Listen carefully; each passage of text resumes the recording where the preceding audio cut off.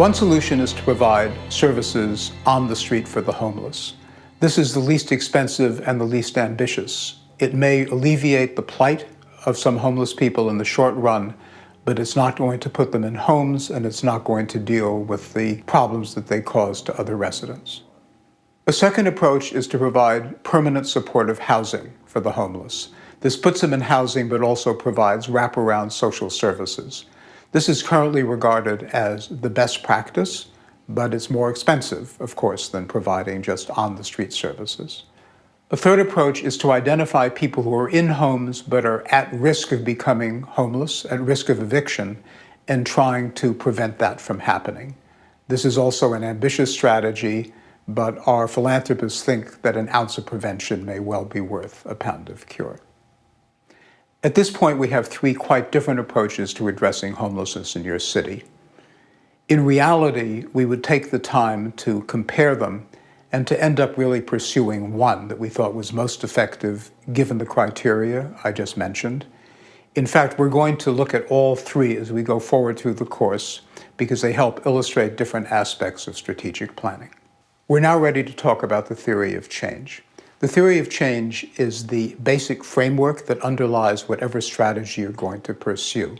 It's a causal model. It predicts that if you engage in certain activities, certain outcomes, the outcomes you want, will occur. Because of that, it's only as good as the underlying empirical evidence.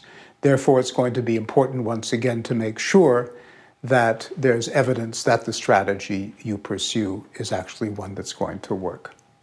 The theory of change will provide the basis for developing detailed plans or logic models in the next class.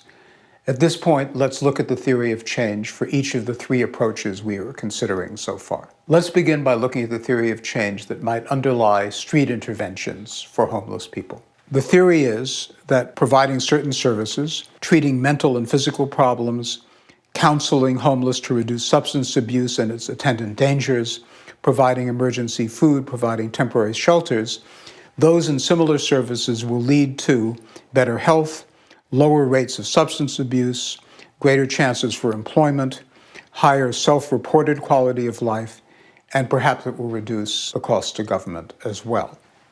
Now let's look at the theory of change for permanent supportive housing.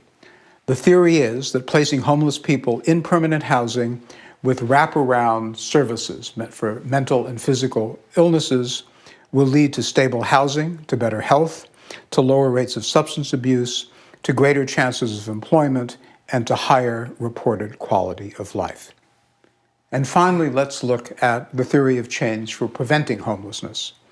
The theory is that there are certain interventions for at-risk families that are likely to reduce their eviction. Short-term cash assistance, rent subsidies, mediation in housing courts, legal services to prevent evictions, supportive services, including support for physical and mental health and drug abuse counseling, budget counseling, job training and placement, and then if people get into shelter, we get them out very quickly, rapid exit from shelters. These interventions will increase their ability to pay bills and their rent. They'll actually lead to their paying rent, reduce their health and drug problems, improve their personal financial management, and give them a greater likelihood of being in stable jobs.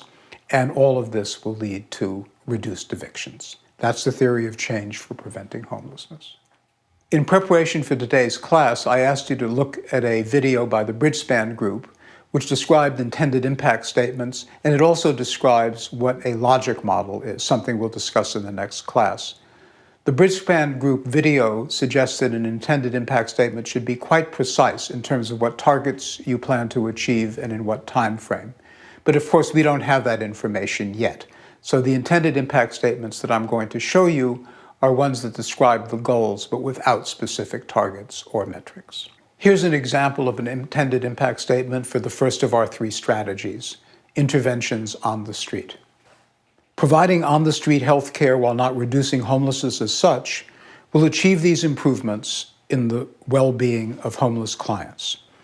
Reduce acute incidence of asthma, reduce diabetes and high blood pressure, reduce emergency room use and hospitalization, reduce substance abuse, create higher employment rates, create greater use of benefit programs, and improve people's self-reported quality of life.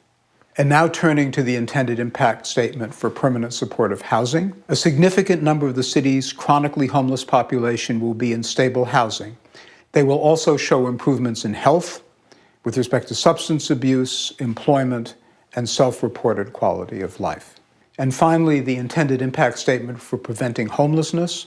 Our program will significantly reduce the number of people at risk of homelessness who are actually evicted. We've just spent time together continuing to develop strategies for addressing homelessness in our town. Recall that you are the executive director of another organization funded by these philanthropists, Stop Childhood Obesity. We've identified two concerns they have. One is with the plight of obese children themselves. The other is with the costs they impose.